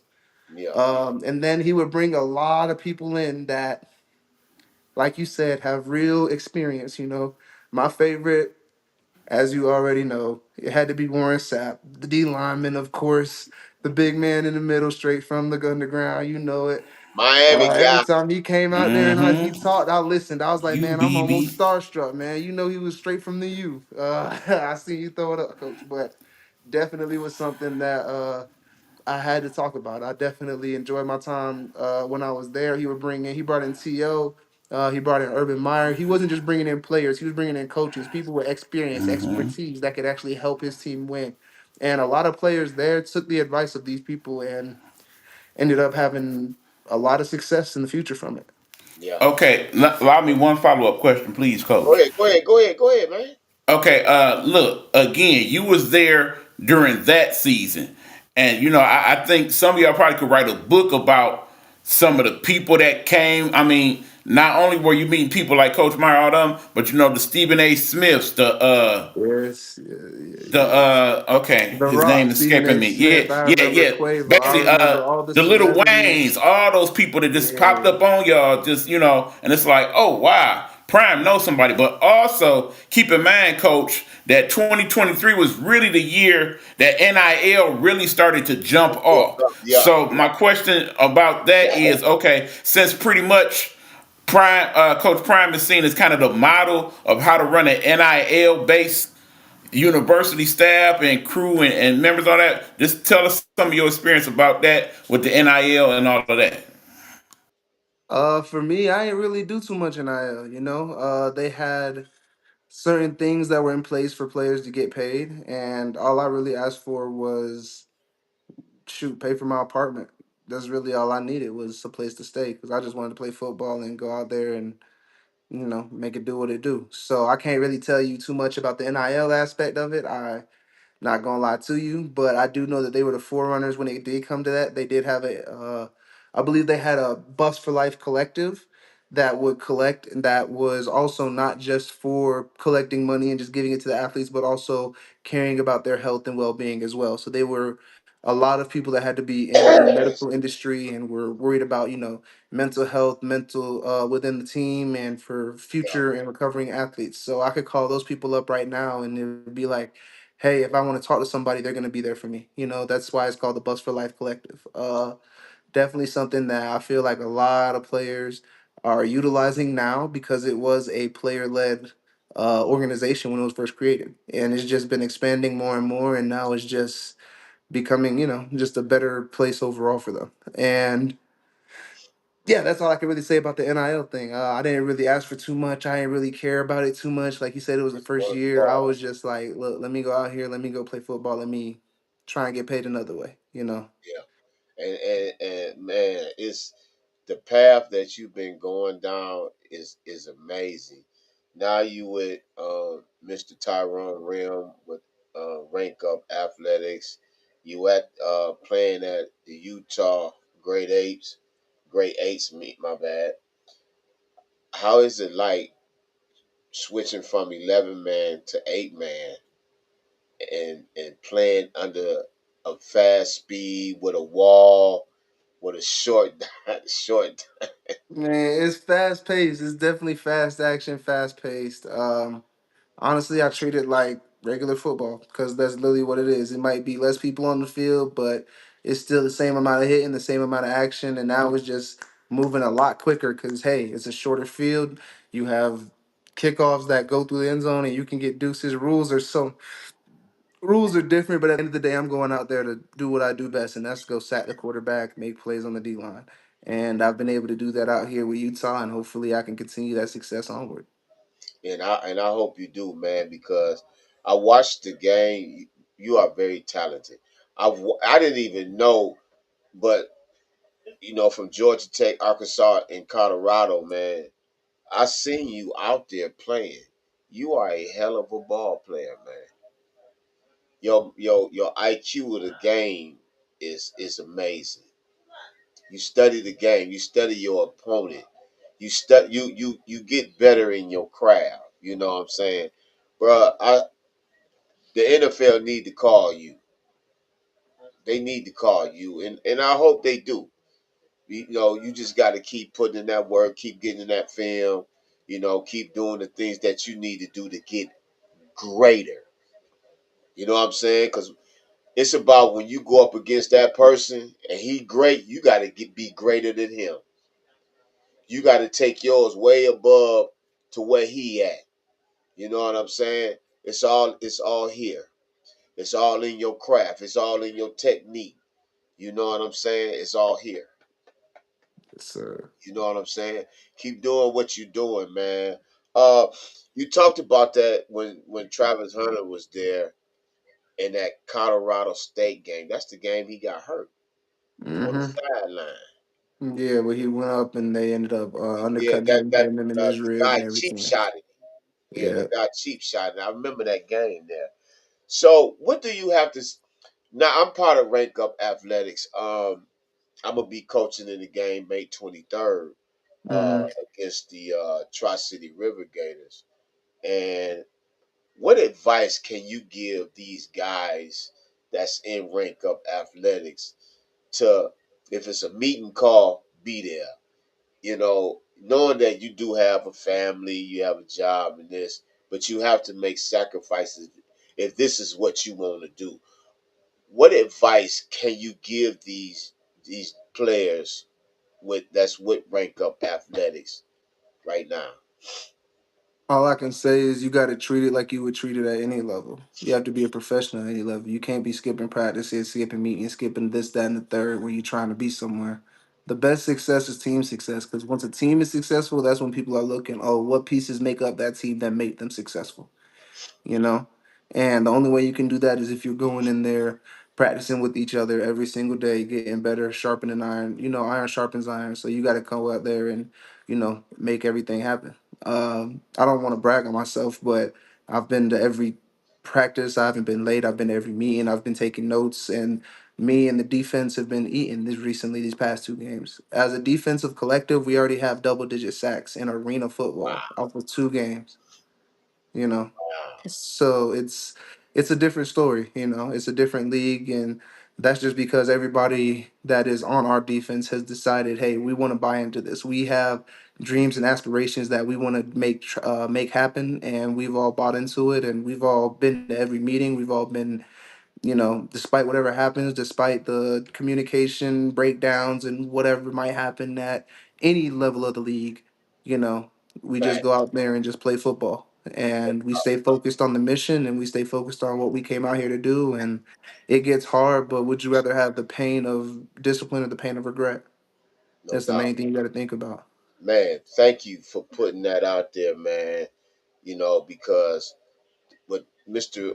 Tyrone Rim is doing, he trying to put players in position to succeed. You know what I'm saying? So shout out to Tyrone Rim, man. That's another thing too. Like this is off of his face. You feel me? Like this is an opportunity I was given through rank up, through Coach Tyrone, through Coach Rim and everything like that. So what does it look like if I come out here to somebody that he respects and somebody that respects him, and I don't give anything, like I give anything other than my 100%? You feel me? Like what if I'm not out there giving my all, making these plays, doing what I know I can do, and going what I need, I know what I need to do, even if it's not for me. It's for, I'm not trying to make him look bad because now all of a sudden, oh, if I know Rank Up's gonna send me an athlete that's not gonna give me 100%, I'm not gonna work with Rank Up no more. Like it's not even just me. It's not just my livelihood that I'm playing for, but it's the person beside me and the person that put me on. It's a whole different thing. People don't really understand that. They think it's just for themselves, and it can't be like that. Wow, and thank you for putting that out there because um, these young men that have this opportunity to play against Tri City River Gators, it's an opportunity, a door opening for you, not just to get some film, but to also see, let these scouts or whatever recruits that's gonna be there see you play, and also see me coach. You know what I'm You saying? feel me? It's a You different know, thing. So it's an opportunity everywhere, man. it's opportunities everywhere, and everybody got to come with their A game. So how can um, people find out more about Jordan Dominic? Um, how can they reach out to you, man, to find out more about you? Best way would be through my Instagram. J Dominic 42 is literally just the first initial of my name, Dominic, and then 42, my number when I was at Georgia Tech. Uh, I don't really be on X or Twitter as much, but you can add me on that, J Dominic 16. Hmm. And I'm always on social media. I'm always trying to interact with people because arena football is a fan interaction thing. So I'm getting messages after games about, oh, you played well. Can I get this? Can I get that? Can I get a jersey? Can I get a ball next game? I'm always on social media. I'm always trying to DM and interact. So anybody that wants to reach out, my DMs are always open, and I'm always quick to reply. And I like what you just said. People reach out for for anything that you reach back out to your fans. Because it's about the fans because you there to entertain them. You know what I'm saying? So man, shout out to you on all levels, man. I wish you all the success uh, with the Utah Grade Eights, and also, man, somebody picking you up in the NFL, man. I'm putting that out there in the universe, man, because you deserve a chance, man. You I deserve it, appreciate that, but you man. got to Thank put you. the work in, brother. Yes, You sir. got We to got put to. the work Come on now, in. we from Florida. I'm gonna rep Lakeland. Oh yeah, making sure people know I'm from Lakeland, Florida. Just to let people know, we gonna rock the L863 to the wheels fall out. Real Polk County, baby. You feel me? We gonna make sure y'all know. Yeah, Ain't no, I don't claim nothing but Florida. Nothing but the L. Nothing but Lakeland. You feel me? just hey, Just look, just keep putting that work in, man. Every day when I was about to cuss, when people when people sleep, when they tired, you be putting that work in, man. Because you got a vision, you got a goal where you want to be, and you deserve to be there. You are an elite football player. I seen the film, man. You elite, bro. You elite, man. I So appreciate that. I Thank you. pray to the Most High that you get that opportunity again to play on a professional, whether it be the UFL, or the CFL. But those three letters, NFL, CFL, the UFL, one or the other. He said Ram said he a grown man. Telling you, man. Come on now. You know, You know how we do. yeah, ain't no doubt, man. I thank you for coming on Straight Sports Talk, man. Um, who y'all got covered up this weekend? We playing the same team we just played against. So the Philadelphia Benjamins. Yeah, that y'all lost by 2 points to. We lost by 2 points. I'm so mad. Defense had a great game. We done Yes, snapped. yes, Defense had a great yes, game, and now it's time. yes. We just got to put it all together. That's all it is to it. And I Yeah. feel like this week is going to be the week. We got back on our home turf. People are motivated. people. We done made some changes to our offense. I feel like our offense gonna look real good this week. Yeah, Y'all gonna and it see. will be televised on YouTube. Am I Yes, correct? sir. Just Yeah. follow So y'all, IAL football. Look it up, and they'll have it live for you. We play 2:30 on Sunday. 2:30, so it's 4:30 Eastern time. okay. So it'll be 4:30 Eastern time. So check it out. The IAL. What is it again? IAL football. IAL football. If y'all want to check out Mr. Jordan Dominic, man, thank you for coming on Straight Sports Talk, man. I will Yes, be sir. having you on again. You a stand up guy, man. Keep doing what you're doing. Keep putting the work in. Um, and I wish you all the success in the 2026 season and beyond, man. Keep doing what you're doing, man. For Sir, I real. appreciate it. Thank you. No doubt, brother, no doubt. Even though you represent the L. Well, for sure, we representing the This, L. You can hey, have this nah. here. Y'all ain't Hey, like this here, us. baby. Y'all ain't This like here us. all day. We can line it up anytime. Come Anytime. on, man. Y'all Anytime, know how we baby. do. Hey, with two bad hips. Yes, sir, boss man. I'ma Hey, see man, y'all. you have a good one, man. Hey, have an awesome night and have an awesome weekend, man. And Same to you. keep them Have a great boys one. tail. Keep them boys tail Sunday, man. I You want know about what it I want is. about 6 sacks from you. Yes, sir. I got you. All right, my man. Hey, y'all, Jordan Dominic, Utah Great Ace, man. Uh, awesome guy, man. I enjoyed talking Rank. with him, man. Uh, You need to rank up, there rank we up. go. You need to rank up, Hey, Tyrone, rank you like up, that, rank huh, up. man? You need to rank up, rank up, rank up. You need to rank up, They rank ain't still up, better than rank that up. cool You dog need one, to though. rank up, rank up, rank up. You need to rank up, rank up, rank up. You need to rank up, rank up, rank up. You need to rank up. Yeah, shout out to my musical production company, eBuck Beats, for making those two rank up. So appreciate that. Yeah, I already know Tyrone. They on their way to you, bro. Yeah. But He already again, that hired, was huh? our rank up athletic player spotlight this week. You already know, Coach. I see you. Yeah, yeah. Shout out to Yeah, our spotlight player. You already know. Hey, shout out to our spotlight rank up player, Mr. Jordan Dominic, for Rank Up Athletics, man. Y'all hear it for yourself, everybody. That's everybody that's with Rank Up Athletics. You see this young man, Georgia Tech, Arkansas, Colorado. Was it Montreal? Was it mm-hmm. Yep. Montreal? Montreal. You know what I'm saying? And he's with Rank Up Athletics. He's with Rank Up Athletics, man. He in the position to go to a higher level because Yeah, he shout out working. to Tyrone Ream. You are picking some very good athletes to Yes, represent your brand. yes, you are. Yes, you are. And you got the best coach too, hands down. You know that. All You know that right. be easy. You You talking know the the best talk. Make coach. sure you walk that walk Oh, I walk it during all the the time, man. showcase. I walk it all the Tell time. them about the showcase, bro. Tell them about Huh? that showcase. Tell them about Say that that. showcase. Um, Tell them rank about. rank ups. Rank ups. Let me get my words right. Spotlight. Rank up spotlight player of the week. We'll be announcing every week, every Friday. It come on. Uh, to represent Rank Up Athletics, man. To show that it's an opportunity out here at the next level as a football player and as a coach as well, because there's opportunities as well for coaches as well.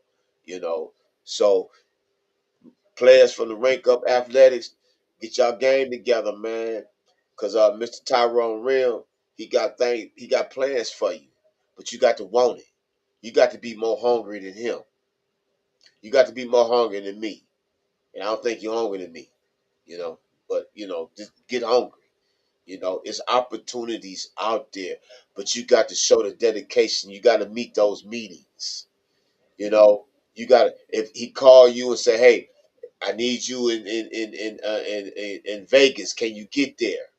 You know, you got to be able to get there.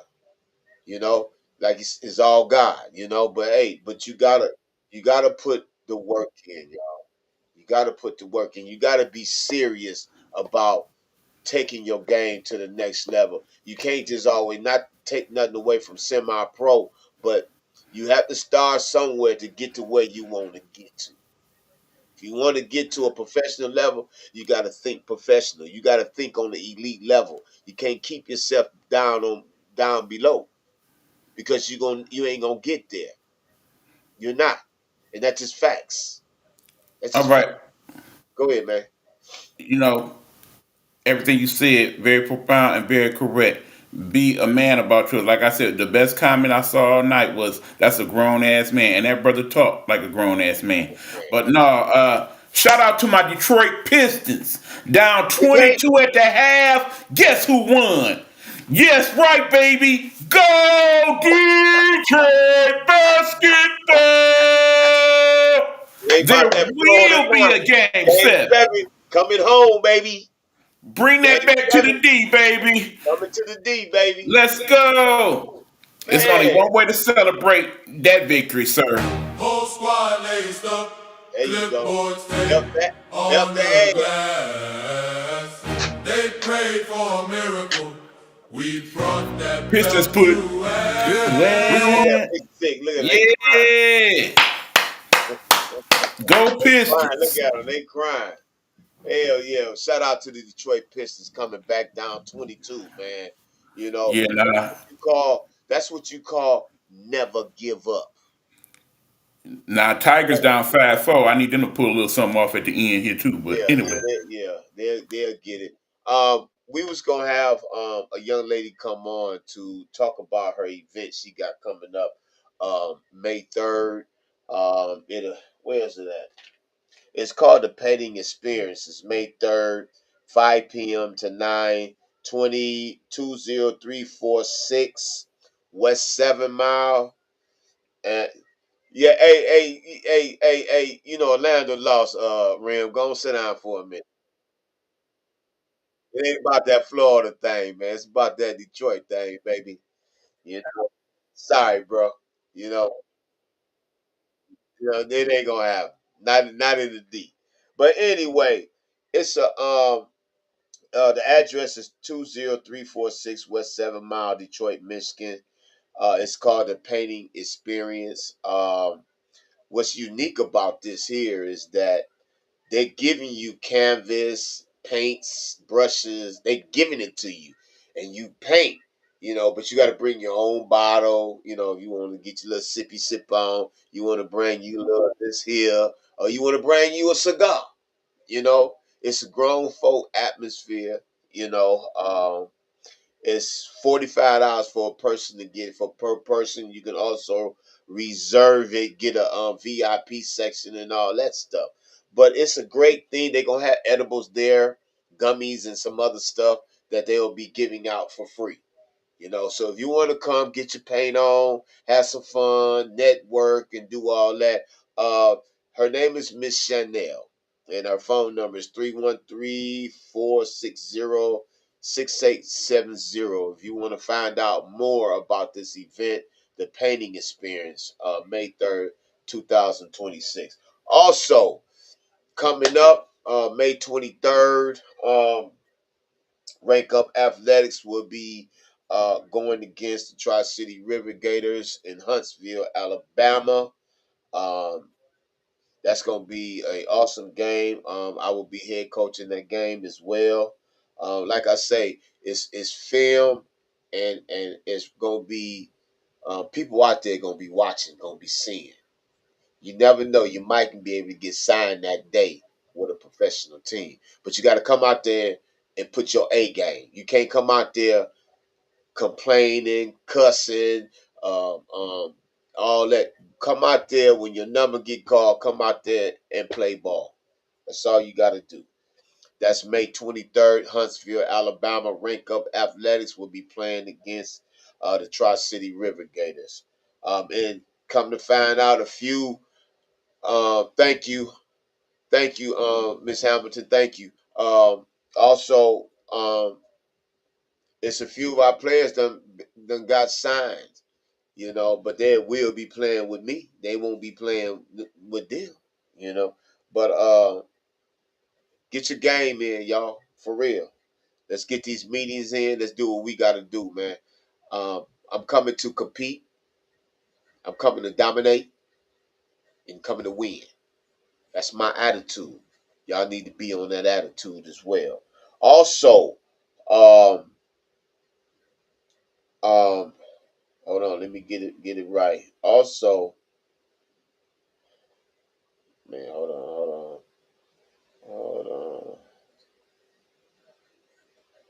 Also, the Midwestern Bulldogs will be hosting tryouts June 28th. It would be in Toledo, Ohio. For more information about the tryouts, you can contact me, Coach Vincent, at 313-952-4339. If you're interested in coming out to the tryout and showing your skills, showing us what you got to be a part of the Bulldog Nation. We are current 2025 GIAFL champions. In 2025, December 20th, 2025, we defeated the Hudson Hurricanes 24 to nothing. Shout out to my guys, Midwestern Bulldogs. Um, Also, I want to get on and talk about a few minutes before we go about the IAL and Big E's. I want you to come in too, man, because you have these, you wanted to say as well. It'll be a few minutes, man. We don't be on here too long. But currently, right now, we have some American players that's stranded over there in Europe um, with the International Arena Football, International Arena League. And they done lost their housing. They haven't been getting paid. Um, and they don't know how to get back to America. You know,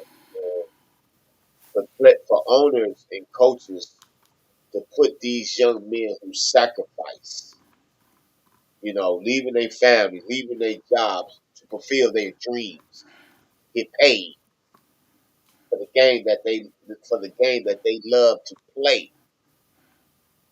That's why I always say all owners is not owners and all coaches is not coaches. You know, um, that's dirty what y'all done did to the players over there. I can't say the country or nothing like that, but it's on my Facebook. It's on my Facebook. Thank you for Frederick Elliott for putting it out there, man, and making me aware of things that's going on. I get a lot of my news from Mr. Frederick Elliott, so shout out to him, man. But yeah, I'm gonna have him on the show one day because we're gonna talk about this here too. But yeah, it's not fair for these players to have their dreams and see their families and work and stuff like that to go to another country to get abandoned. It's not fair, man. And something needs to be done about that. What can we do? I don't know. We don't know if Pencil Brain say, hey man, get them guys, and you know what I'm saying. We don't know if he'll do something like that, but it's not fair. It's not right. And a lot of you owners and you coaches, man, if you know you're not gonna be right by these players, don't put a team together. It's simple as that. Simple as that. So I can't really say what I want to say because I don't, want to get blocked or banned, and but the right thing to do, man, is let's get these players that's stranded over there in Europe right now. Let's get them back over here in America. Get them back over here on our soil, man, because being stranded out there in them countries right now is not good, and we don't know what might happen. You got anything you want to add on that, Big Easy? You pretty much done said everything that need to be said. I mean, bottom line is the thing. I have a saying: the things you deem as important, you deal with as such. Yeah. If you basically prioritize those men and women in your respective leagues and what they go through, the sacrifices they make just to make it possible for them to play, and you in turn don't put forth that same effort on your end, then I agree. Shame on you. Shame on Shame you. on you. Yeah, no doubt. No doubt. You them million miles away from where their homes are, you know. So yeah, shame on you. My man from Channel 2 News, what he got? The Hall of Shame, that's where y'all need that. Yes. In the Hall of Shame. Oh, love shame. Shame. No doubt. So shout out to my guest that came on, Mr. PJ Thomas, um, quarterback for the Georgia Indians. Thank you for coming on, young man. I wish you all the success in the 2027 season when Coach Leonard bring the Georgia Indians back. I'm looking forward to that. He already done sent me a jersey. Now he got to send me another jersey because I know they finna change jerseys now. Shout out to this young lady here, Coach Tia Hopkins, head coach of the Carolina Stars, and also was just named head coach of the international team for the AWFL. Shout out to her. You know, big things going on down there with the Carolina Stars. I wish y'all all the success in y'all next game with the Georgia Vipers. Also, shout out to the young man who just came on, Mr. Jordan Dominic. I can say so much about this young man here. Uh, keep doing what you're doing. Keep perfecting your craft. Stay on the right path and make havoc for the quarterbacks that you going up against, man. Keep doing what you're doing. When y'all play Pittsburgh, man, make some noise. I remember I said I want 6 sacks. I want mine. Thank y'all all for coming on Straight Sports Talk. Um, and also for the young lady, Miss Chanel, for the painting experience. May 3rd, 2026. I don't know if you could put that flyer up if you want to find out Okay, where. no, I wasn't able to, but okay, look, you know how you like to do, Coach. Get everybody flowers at the end and I'm good. whatnot. I'm not doing that. Shout out to everybody. Shout Okay, out to so everybody. I Shout do out want to you to do everybody. one more thing right quick. Advertise yourself. Okay. Also, if you want to come on Straight Sports Talk, please reach out to me, Coach Vincent Fortin Bay, on my Facebook page. I got two of them. You can reach out to me. Any players from any level, from football, basketball, hockey, soccer, lacrosse, whatever sports you play, please come on. Reach out to me and come on Straight Sports Talk. Let's talk about your career in sports. But also, I want the women that's playing taco football because this platform is about y'all. It's about y'all because y'all deserve the recognition. Y'all deserve to get paid. And the only way we can make that happen is y'all come on here. Uh, May 23rd gonna be a movie. You got that right, baby. That's my running back there.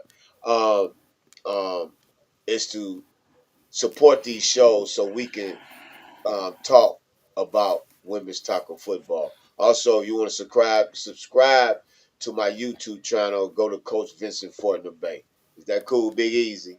Yep, that'll do it. That'll do it. So shout out to everybody from the AWFL to the WFA to the WNFC. Shout out to all the semi-pro teams. Shout out to the Rank Up Athletics team. May 23rd. Um, put the Macy Parade. And he love. Yeah, he liked that promo, Yeah, huh? All he right, like all that. right. A lot of man, you been getting a lot of about that balloon, man. Cause one person hit me up and said, "Man, how was your parade?"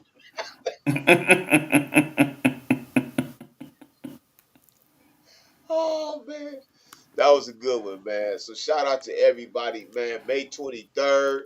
Also, it's gonna be something jumping off May 22nd. Can't wait for that. So yeah, y'all. Uh, enjoy y'all night. Uh, I'm trying to play, but I play Jarvis Mud. Contact me, man. Go to my Facebook page, Coach Vincent Fortner Bay, right there. Send me an inbox and let's talk. So with that, everybody have an awesome night. Thank you for the guests for coming on. And as always, shout out to the Detroit Pistons winning, coming back after 22 points down in the Go second half. Pistons. Go Yes, Pistons. sir. Detroit basketball. Basketball.